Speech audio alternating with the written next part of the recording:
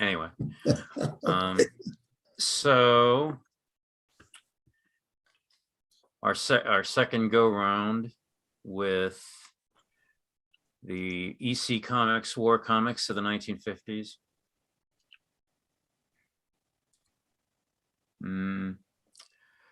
This time we limited ourselves to the 2 editions that Dark Horse put out of Frontline Combat. Do we want to just dive in? I said there are some that I wanted us to cover. And beyond those, you can just look around for the for ones at random. Well, let's see. Thunderjet was obviously a famous cover from 1952, was it? Yeah, this one, I believe.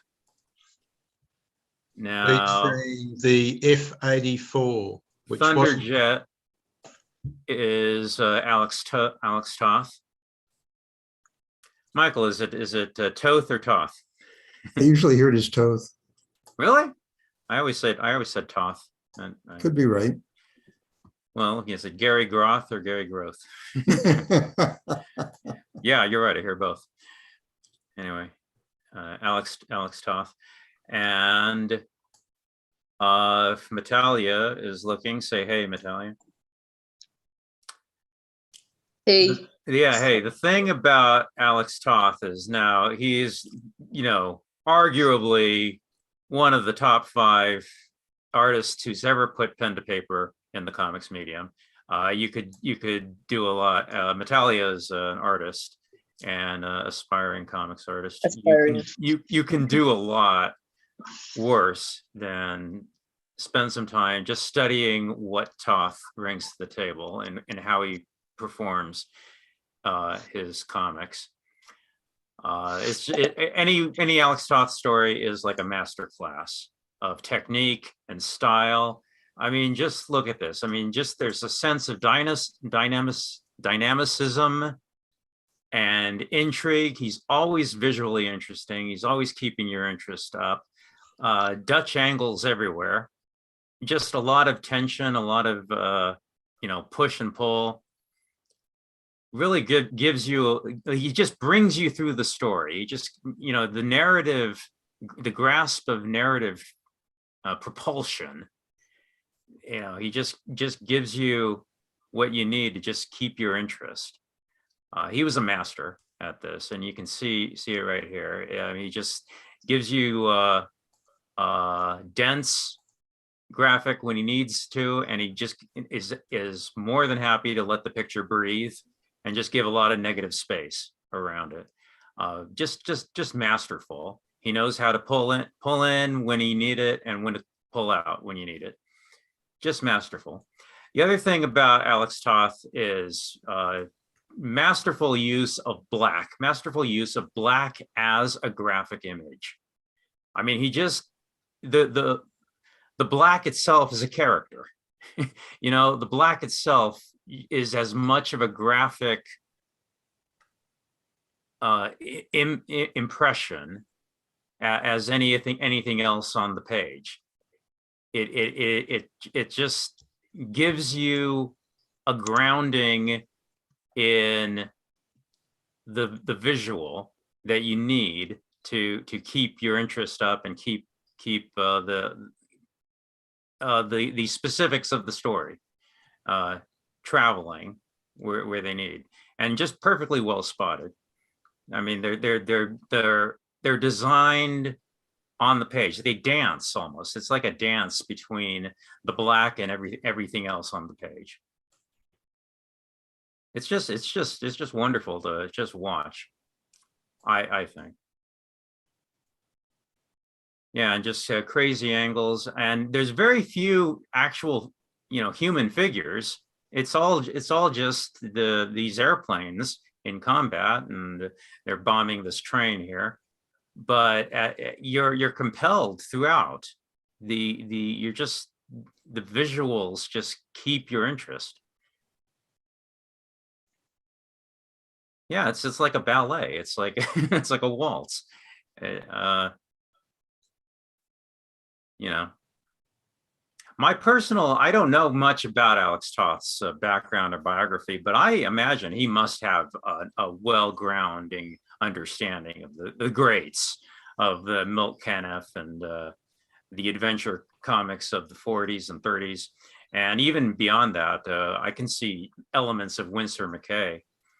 I am almost certain I don't know very much about his biography actually, but I'm almost certain he must know the history and the legacy that he's dealing with. I would imagine he would have to. What of McCay are you seeing in his work? Well, Michael, I would say that if without the benefit of being able to pull up a Little Nemo strip, a lot of what McCay played with is how do you get static figures on the page to move? How do you do that? How do you accomplish that? It's an impossible task since it's just ink on paper, but how do you get them to move? And one of the solutions McCay pioneered was differentiating, let me see if I can say this right, differentiating the same figures in different formation, in different positions on the page and inside the panel. Here's an example: the formation of the airplanes. They're all, you know, going through the air here, but you can sense the movement, right? You can sense. I think McCay has a lot of that in there. One that I am thinking of is one with butterflies. There was a Little Nemo in Slumberland that had butterflies in it, and when you saw how he drew he drew the choreography and the composition of the butterflies, they were not all the same. Some of them had like 3/4 closed wings, and some of them had wide open wings, and some of them had, 5/8 wings. And you got the sense of the flock of butterflies in flight, in motion. I think you can see a lot of what Toth is trying to play with that same thing. How do you see these they're basically just static figures because we're just looking at two-dimensional paper. But you can see the motion and the movement. And the trick is because every panel, as you go through the progression, you see the change. You see the composition change. And then your mind fills in the movement, fills in the animation. Does that make sense?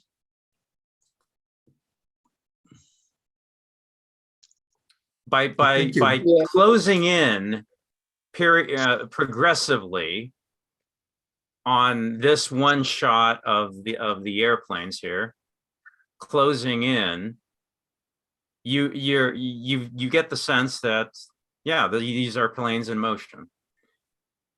And then this explosion at the end here in the top tier. You get the sense of bodies, objects hurtling through space. It improves the fluidity, I think. Yeah, very fluid. Oh, look at this. I mean, this is one of these composition panels that just should not make any sense at all. It just makes no sense, but it works. It shouldn't make sense, but it works. It's just, off center and off keyed with this tiny figure taking up about approximately 1/4, maybe 1/5 of the entire panel. And the rest is black negative space. It shouldn't work, but it certainly does. It's that kind of dynamicism and dynamism, yeah. And the dynamics of a work that he goes in and out of, giving you a lot of detail and giving you very little detail. And The Enlightenment never would have looked as good unless you had the witch trials in the background.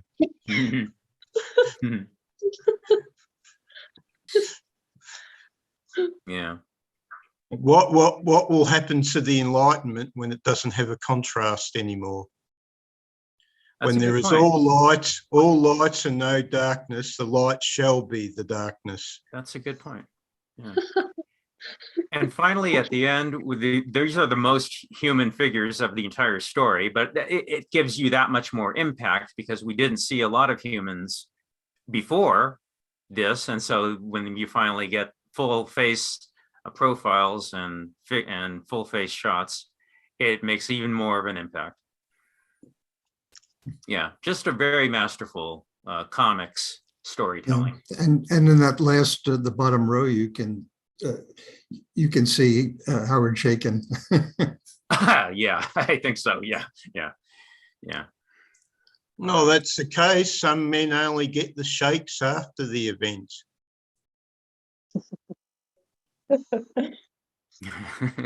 Whole lot of shaking going on. Yeah. So there was that one. I think the other one that I assigned, which one was it? Anybody remember? I think Rough Riders. Rough Riders. Let me see if I can find that. That's where Teddy Roosevelt's leading the cavalry charge up the hill, which I'm sure didn't happen like that. That's right. This is Boy's Own at its absolute height. Yeah, it certainly was. Yeah. Yeah, a very effective story. Certainly, I mean, we talked about this a year ago. I don't know how many of you remember. You were here a year ago, but we did talk about the EC war comics in general. These are very, very visceral, raw presentations of war stories, and you get the sense of being there. It's very, very remarkable how well they managed to put you in the sense of being in these dangerous situations of a full combat, which I imagine not a single one of us here in this room right now has ever been in. But you get the sense and the feeling and the emotion and the atmosphere and the power of it all. So He's it's about to certainly be eaten by crabs, is he? Yeah, so this one is certainly one of those interesting tales. You get him being confronted by this a land crab, and tells this story to this land crab. I mean, very creative, inventive scenarios that Harvey Kurtzman would come up with. This is a typical one of those. And I do like this top tier here. I thought this was very, very effective. There's a number of things going on here. First of all, the camera stays in one shot, but it doesn't stay static. It's a slow pull in, to use the film terminology. It's a slow pull in of the camera as he gets shot and killed. To increase the feeling and the impact that it's supposed to have. I thought it was very effective because you see it happen, and just in a blink of an eye, you see the death of this character. And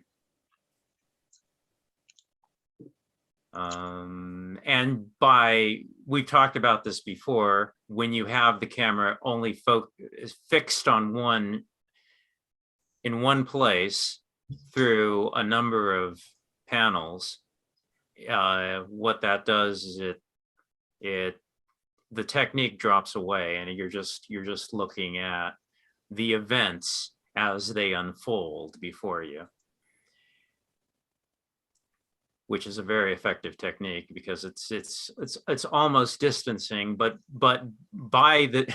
paradoxically, by the distance, it becomes more involving. It is paradoxical, but it's true.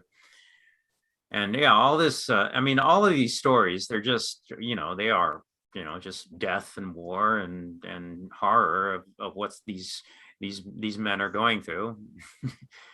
I mean, you have to think about it realistically. These are just horrible, horrible, events, which of course war is. But you certainly do feel that you're put in there very, very viscerally, very tangibly. And that's just good comics making, I think, even though these are just, nauseatingly realistic events,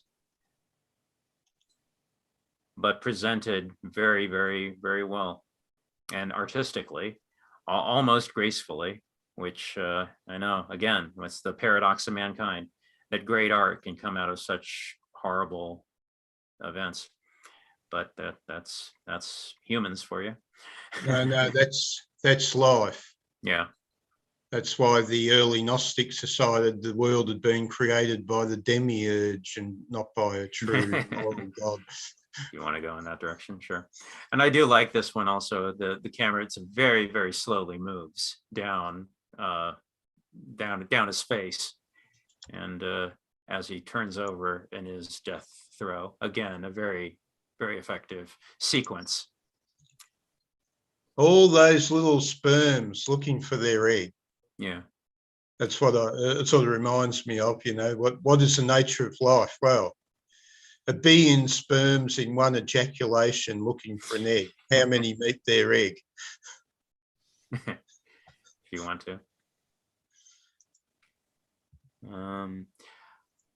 to keep going in the same way we're doing, he every time one of these events happens, he uses the same 4-panel strip, a 4-panel tier, usually the same way.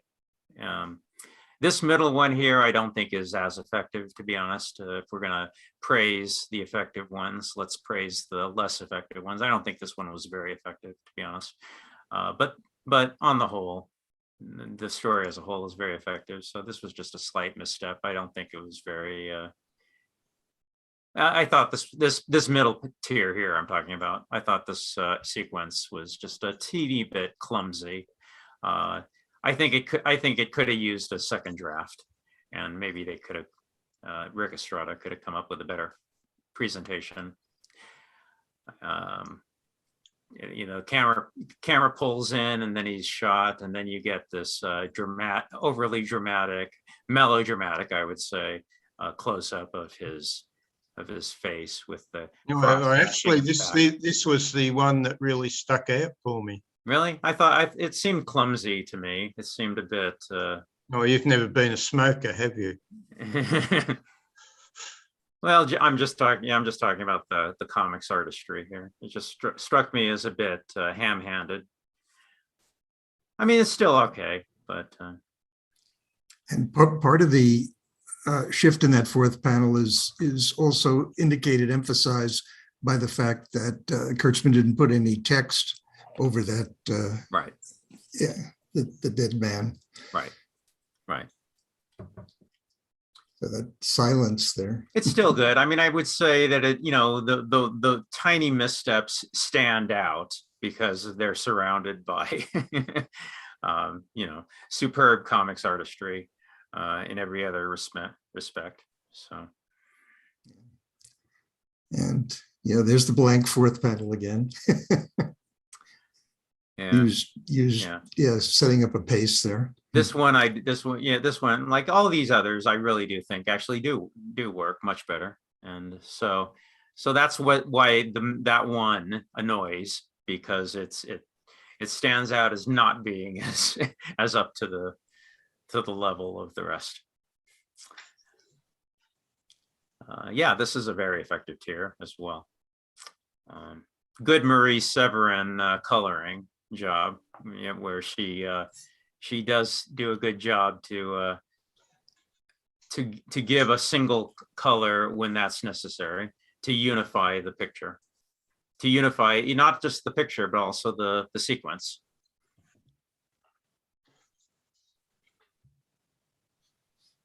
And of course, an incredibly gruesome finale. I mean, this soldier is eaten alive by land crabs.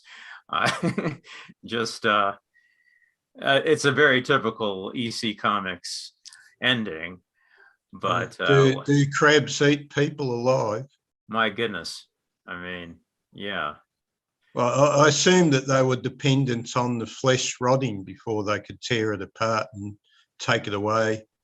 So I don't think their mouths are very well suited to consuming anything that's hard or. Yeah, might be right. As we talked, if you remember, as we talked about a year ago, it's hard to say that these are in any way glamorizing or glorifying warfare. I mean, I don't see how you can make that case. These are very brutal and very, very raw. They're not romanticized at all. It's just the raw reality of what war is like. David, could you go back to the first page again of this story? This one? Yeah, because what I was going to say when in looking at that it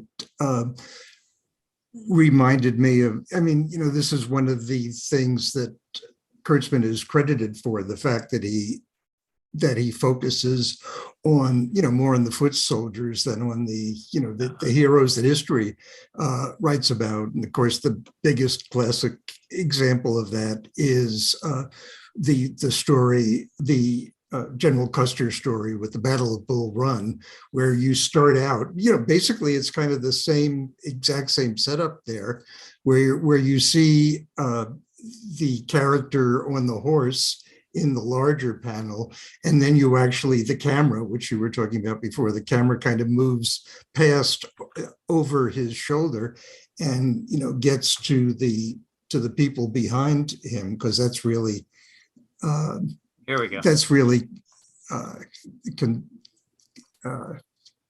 maybe I'm Okay. Got it here. No, that's not the one I'm thinking of. Although I read this one too, and this was also a good one. Okay, but yeah, I mean that main idea of that he is, you know, more interested in the human beings than the epic glory. Sure, I got you. Yeah, he's definitely focusing on the, the grunts, the soldiers. There you go. the meat pushed into the grinder. Yeah, they're as much the victims as anyone. So yeah, that was yeah. I think the one that I'm thinking of may have been in Two-Fisted Tales. Go away. Let's go on to our second one. It was Wally Wood drew it. Okay. Custer's last name. So the other ones, I had us all read in this new collection from Dark Horse. Oh, another Alex Toth was, whoops.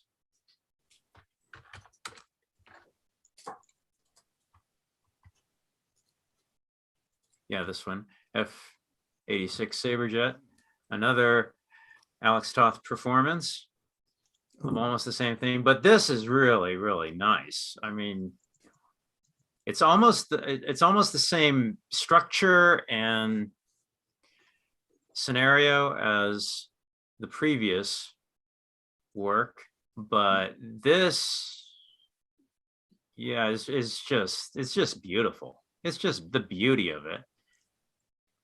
A lot of the same techniques that we discussed earlier with the other one, Thunderjet, but it's just jaw-dropping. It's just majestic. The beauty of these planes flying through the air, and he drops out the panel borders for the clouds. on that middle one. And, he's just not afraid. That's the sign of a master at work who knows his tools and his equipment and his medium so well that he's never afraid of losing you. He knows you're in his grip every step of the way, and he's just gonna take you through this story step by step, panel by panel. And he does things that you wouldn't think of. You wouldn't think of doing a panel like this, of just a black silhouette of the wing against clouds. That makes no sense graphically or narratively, but it works perfectly. You're in the hands of a master. I mean, that just chokes me up even talking about it. This is why this is such a beautiful art form. This is why this is my favorite art form.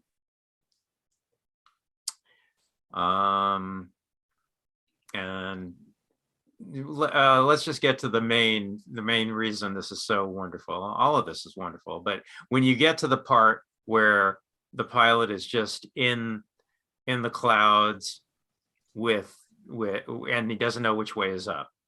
I mean, this sequence here, it's just so powerful.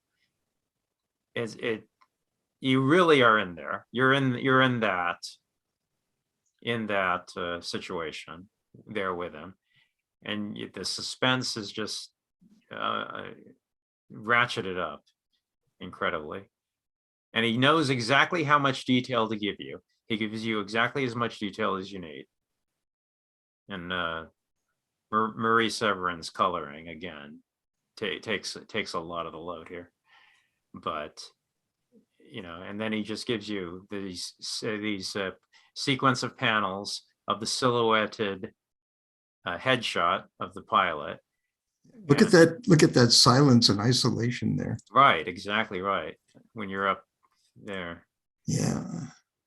It's just a thrilling sequence. It's genuinely thrilling. And then he finally breaks you out of it. And you realize this is, what they had to have gone through. And that was one of the things we talked about last year, and it bears, all the things that these are very educational comics. I certainly have never been in the military, and I don't know anything about it, but all the things that I've learned from just reading these, my understanding is Kurtzman certainly did his research on this. Yeah. to get actual veterans war stories, to be able to put them in, and all the details of what it must be like to perform these actions and to fly these airplanes and be in combat. Yeah, that was the greatness and the destruction of Kurtzman's war comics. Yeah. Took too much time researching. Yeah. So yeah, this one I knew we had to read because it's just another great Alex Toth performance. I mean, Alex Toth is considered to be, he's certainly in the top 10, arguably in the top 5 comics artists of all time, certainly for Western comics.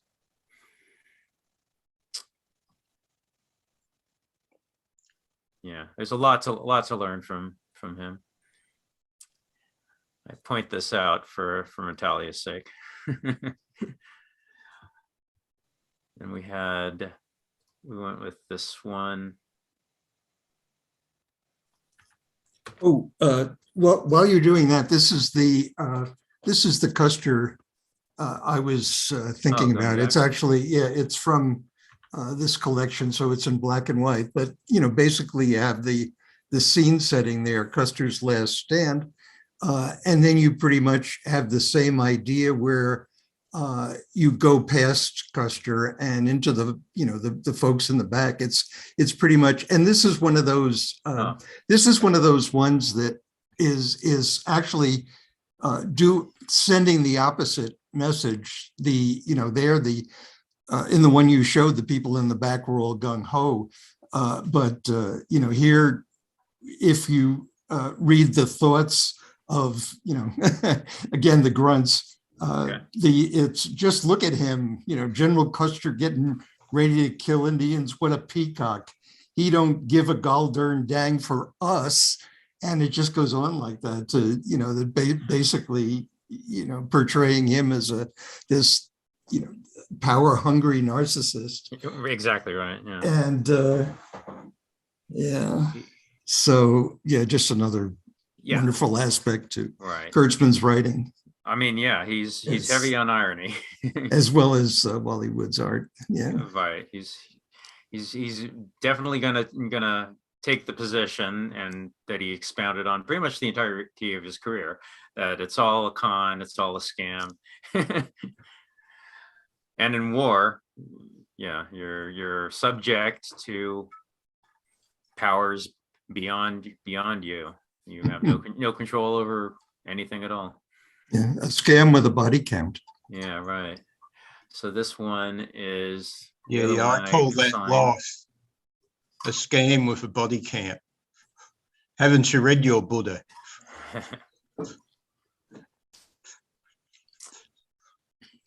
This is the famous battle between the Serapis and the Bonhomme Richard. John Paul Jones. Yeah, the famous battle that another famous lunatic. Right. And to tell this story, if you read these comics, you certainly get a huge dollop of history, which is one of the reasons why I chose it for you, Stephen. I read Caesar too, actually. Not part of the list, but yeah. Yeah. And the Bonhomme Richard was outmatched by a better class ship, but then by a sheer fluke, it wins the battle when the guy in the rigging manages to toss a grenade down into the powder room of the Serapis. Yeah. Blowing it up.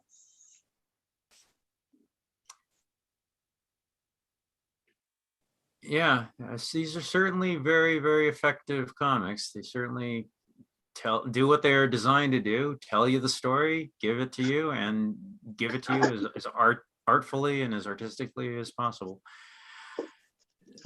He's got a case of those eyes. This was called the staring eyes of the common soldier or whatever. Yeah. Who was in some sort of semi-state of shock during these battles. Yeah, they used to call it shell shock. Yeah. The 1,000-mile stare. And that's all he's got left. He's a ghost with the wreck of the ship, and all he's got left is the famous event. Right. This is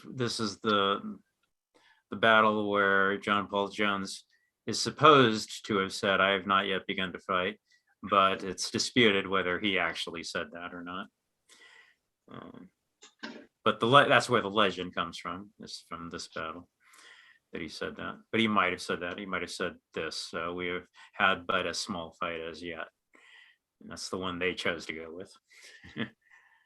I mean, we're dealing with history, so you never know for sure. This is long before mechanical recording, so we just have the accounts of whoever was present and what they remembered. It was a privateer fleet, largely created in France, sent out in favour of the American colonies to attack the English dictatorship in its own waters. And it happened near Yorkshire, oddly enough, in the North Sea. Right. We are living in revolutionary times. Yeah. Now, and Joe Kubert is certainly one for a lot of motion on the page, movement on the page. He just gives you a lot of motion and activity, and wow, you feel like you're right there. I mean, he's another master for certain.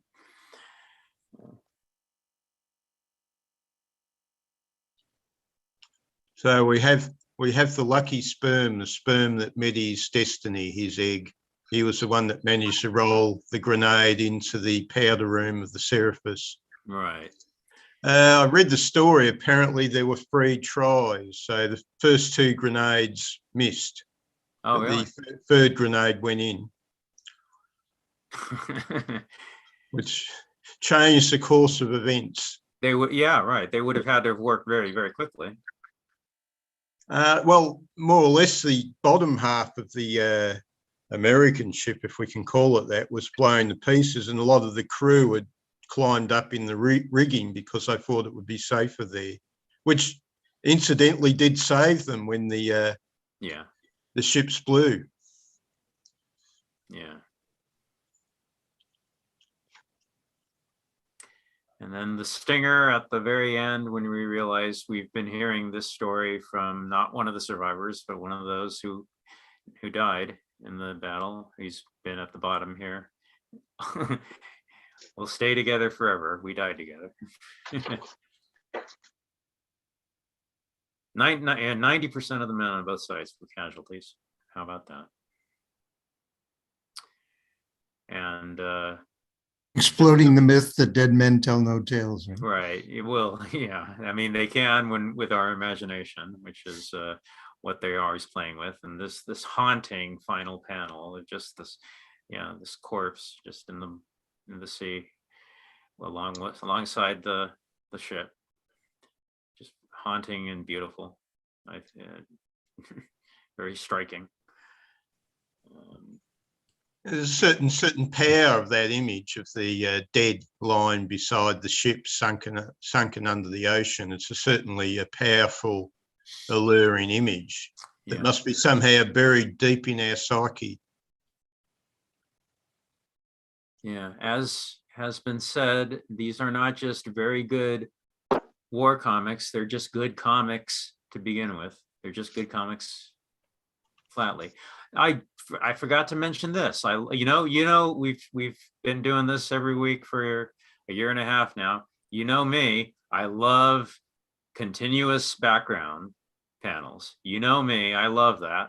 When you have a continuous background going over a sequence of panels, and you have a double shot here. You got this one up here. He adheres to the grid. 1, 2, 3, but this is all one image. It's a continuous background over 2 panels, and then he hits you with the same trick again. But in this time, you see each one of these panels is a different time, different slice of time. We've talked about this a lot, but Kubert does a really great job here, because as time passes, and it's just a couple of seconds, the ship floats through the vicinity of passing the ship. This is the Serapis, and the camera is on the Bonhomme Richard. And so as the seconds crawl by, each panel shows the Serapis passing in the background. But you can see it's all just one continuous shot. That's just one of the great things the comics can do. And even that first panel, the pink panel up there with the diagonal, with the white streaming in, the way that leads your eye into the grid that's going on there, and then the pink gets darker and becomes violet. So well, the streaming supposed to represent the ocean current, I believe. Yeah, but those streaks of water, they are water, the streaks of water lead your eye to the next panel, and you keep you keep progressing through the sequence. Well, the dead sailor is in the realm of shades. Very, very classically Greek Greek Right. land of the dead. Right. And even the sweep of the bow, the sweep of the ship itself carries your eye visually through the tier. That's just good composition.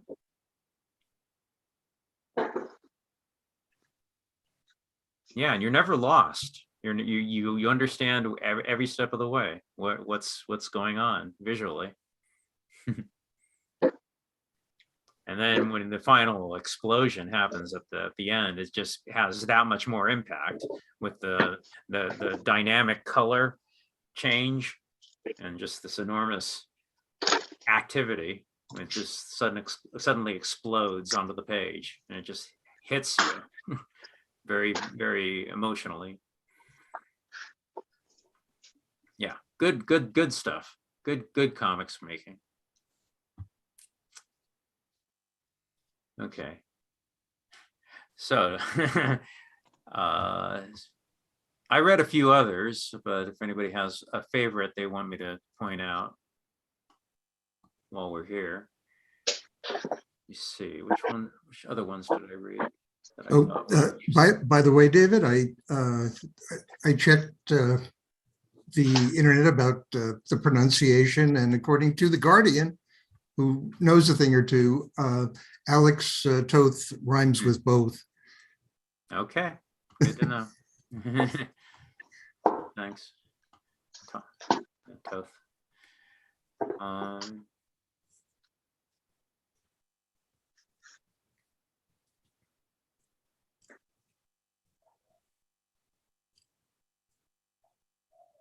Yeah, so if there were other like historical ones, like things from the Western, the Wild West days, and things from the ancient Roman days, the Caesar story.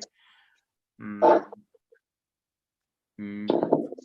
always liked that, because before I actually bothered to read them, yeah, I always assumed it was just World War II stories.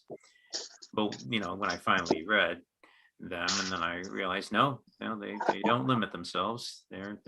It's a war comic, so they cover war throughout history.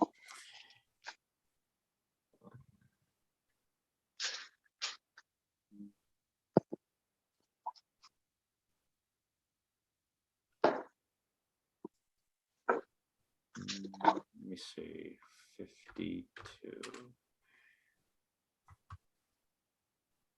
I think I thought the Caesar one was interesting enough to point out. A good example of Wally Wood, another legendary master, certainly. I think this is my favorite out of all, actually. Oh, you like this one, Natalia? Yeah, I read that. Yeah, I like the visuals and the detail in it. Very intricate. That was certainly Wood for you. Yeah, Wally Wood. You can spend many long minutes just staring at the art, just staring at what he did with the art, and he was very good. It's been said that a lot of detail masks a lack of technique. Well, for some artists that is true, but not in Wood's case. He had a lot of technique. He had a lot of style on top of it, and on top of that, Colored everything. I've got like suggestions from some people, like not to actually color each panel, because that'll take, well, for me, it'll take a lot of time.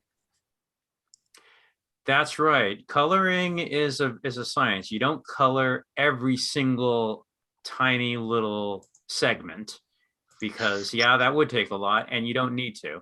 Like this, all of the army is in yellow here, and that's exactly what you need, because it unifies the detail. It actually makes it more visually readable by doing that. And it's certainly, it's never the case that every individual panel has to stand on the wall in a museum. despite what Roy Lichtenstein thought. The goal of a comic is to tell a story and to tell a narrative, and every panel is in service of that goal. So every panel works insofar as they work together as a team. So you never make an individual one panel a masterpiece, because it might be, but if it's too much of a masterpiece, it'll slow down the reading experience. And that's what we're going for here. We're going for the reading experience. So by utilizing color as a way of unifying a lot of detail, when necessary, not always, but when necessary, then you're continually plunging through the story without getting hung up on the technique of the rendering.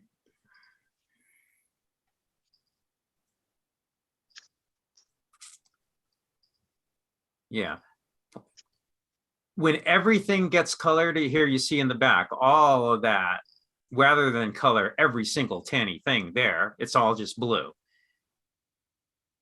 The problem with coloring everything different colors is it just becomes like confetti. It just becomes like it's too much for the eye visually. You're seeing too much color. You're seeing too much different, a kaleidoscope of splashing color, which if that's what you're going for, okay. But you have to be very careful about that. And then it just becomes visually tiring. So when you have very muted colors all in one segment, one thing is colored in one color, then it actually increases the dynamicism. Oh, and here in the foreground, you've got the red soldiers in red. Yeah, you don't want it. You don't want it to just look like a clown pattern. Like everything just looks like a polka dot, like a Jackson Pollock painting, which is what it could end up being. Here again, you got the foreground soldiers just unified in red. And he's got them in the lorica segmenta, as they call it, which some would dispute having existed in Caesar's times, usually accepted that it appeared in the Tiberius's reign or Augustus's reign. Uh-huh. And this is a very good example of the beat. We've talked about, comics as music. You get beat after beat. Here in the narrative is very poetic. Point after one after the other. We can read it if we want. But notice the composition. You have Caesar off in the far left of the panel on each one of these panels, and it connects the pace and the rhythm of this sequence, because it's all the same composition of Caesar over on the left as he watches his soldiers march past, and the narration matches that perfectly. Caesar watched his foot soldiers march by. Caesar watched his cavalry ride by.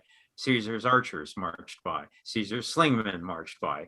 Caesar's war machines rolled by. Beat, beat, beat, beat.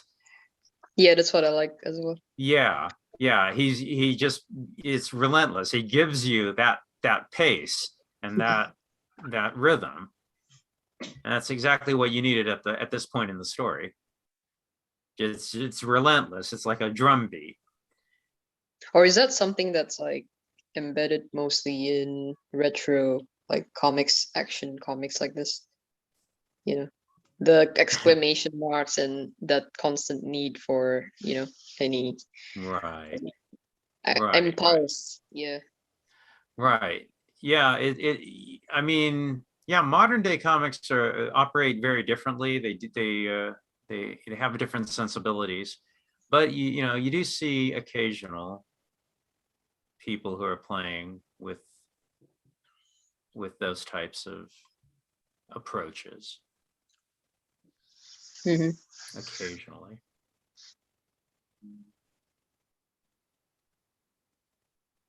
Mm. Okay, he's playing funny games with the armor here. He's got the armor in red in one panel. Yeah. He's got a different type of armor in blue in the next panel. Yeah.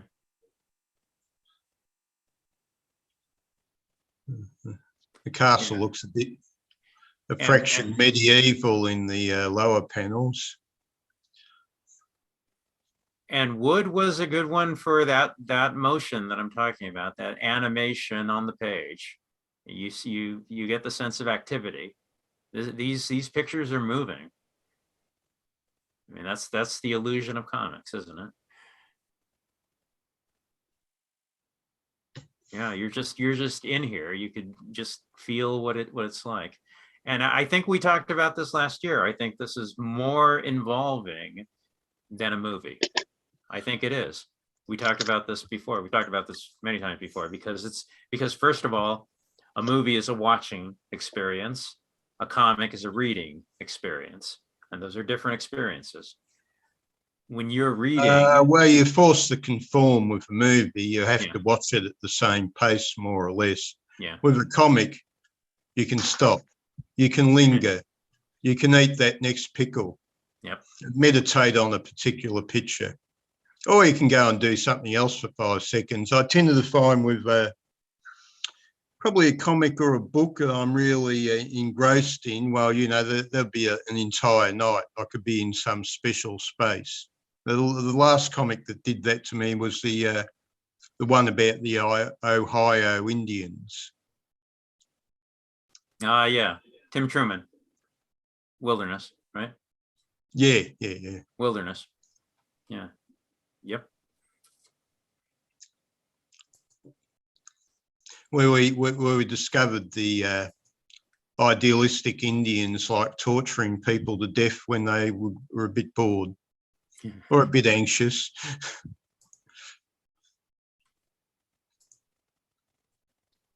Yeah, and we have the end of Julius Caesar, the famous death of Julius Caesar, and Kurtzman gives us his traditional irony.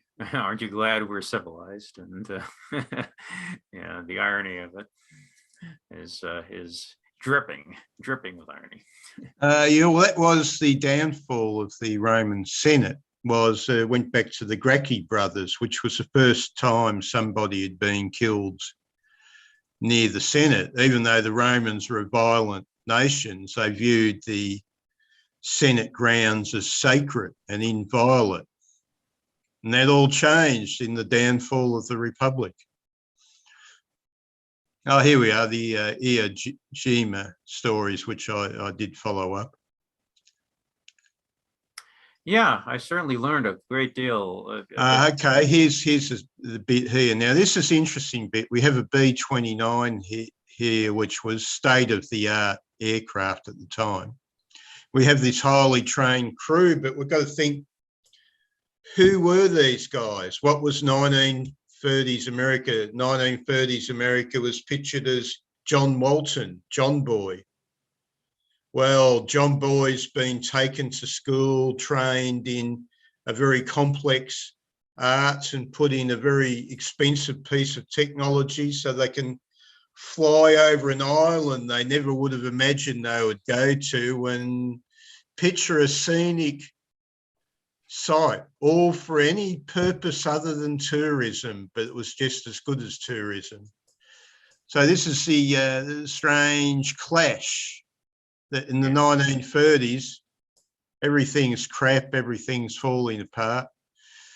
And, you know, the traditional virtues are going, and then they're sent into outer space virtually in the next decade.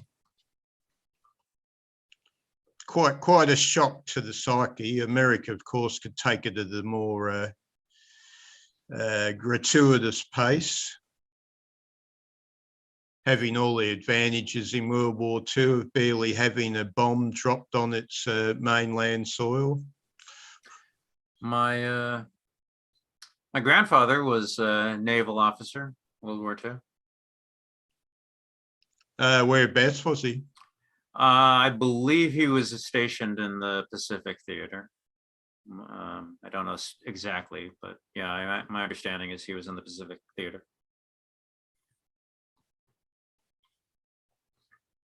And my uncle died a bit over 20 years ago. That was due to complications of his World War II service. He got malaria during the service, so he's always had a bit of a problem after that.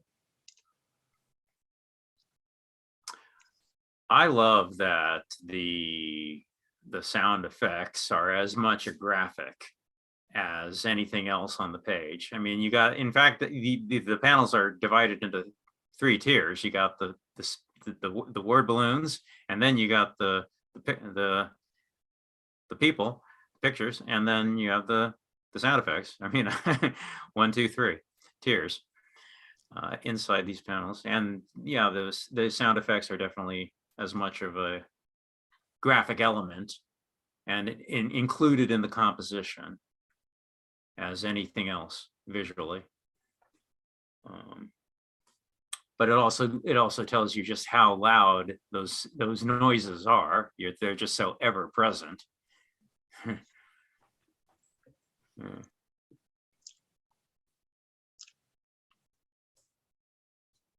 Yeah, I read the Iwo Jima sequence too. I thought this was very, very, very well done.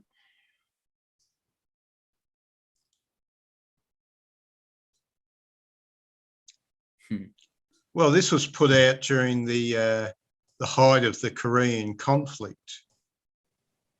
Right. So what had been the wartime comic appetite prior to this sort of stuff? What had it looked like? This was, I suspect, quite a new, almost a new development in comic book art.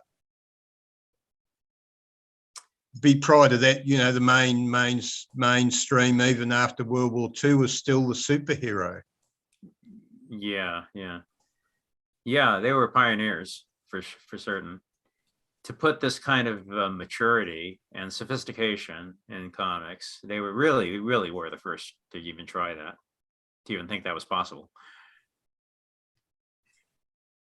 Oh, absolutely, yeah. Now there's the guy with the wide eyes there. Right.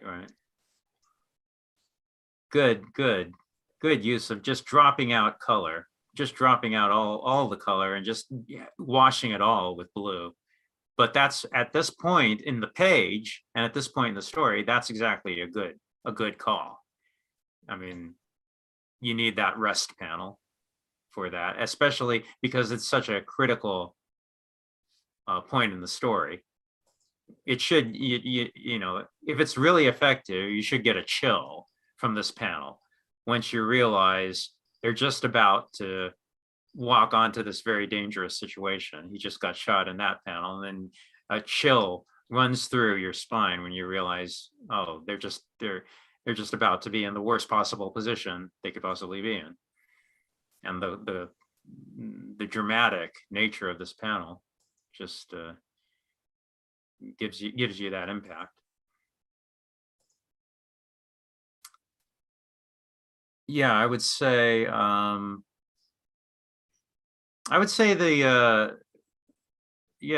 superheroes took a little bit of a dip around about the end of the war, around about 47, and then, like most other of the genres, did come up around about the early 50s to the rest of the 50s.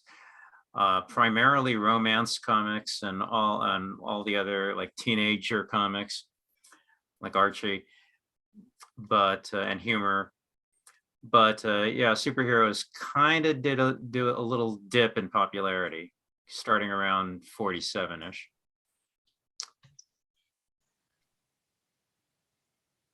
And of course, EC had their horror line with the horror, which was also a big one. So other genres did fill in around about this time. The superheroes still kept going on, but even they were more like lighthearted. Certainly DC was doing very lighthearted stuff. Okay, we've got Superman. the Japanese side of the story here coming out. Yeah, that's right. Yeah, it's very good how they managed to give you an all-sided view. Yeah, again, very, very effective panel work, drawing. This is John Severin. We haven't talked about him yet, but yeah, the John Severin. And look at that sequence.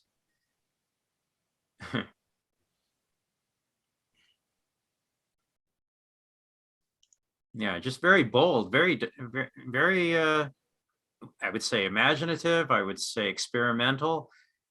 I mean, you're not entirely certain that something like this would work, and when you do pull it off, it's just it must be an incredible feeling for the creators. Yep, it worked. Wow, how about that? You do something bold and something experimental, something new you haven't seen before, pushing the envelope.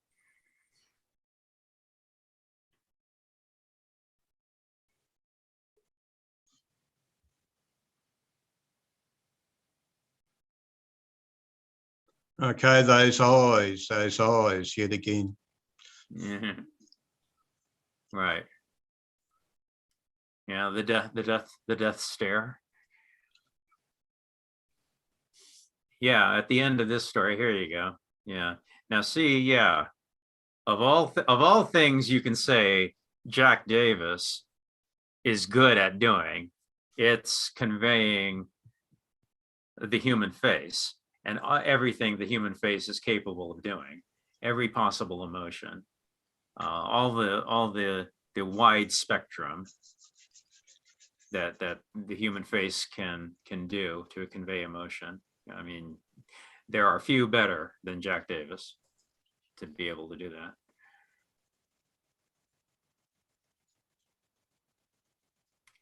Yeah, and this is definitely a guy deep into shell shock, what we today call PTSD.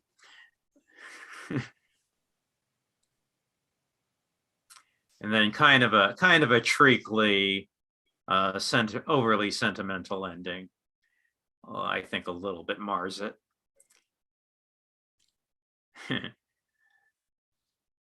But you can allow it by this point. So yeah. So yeah, there's that. Anything else anybody wanted to point out? You have the three horror sisters on a certain page just before, I think it was just before the Thunderjet story. This one? Yeah, there we are.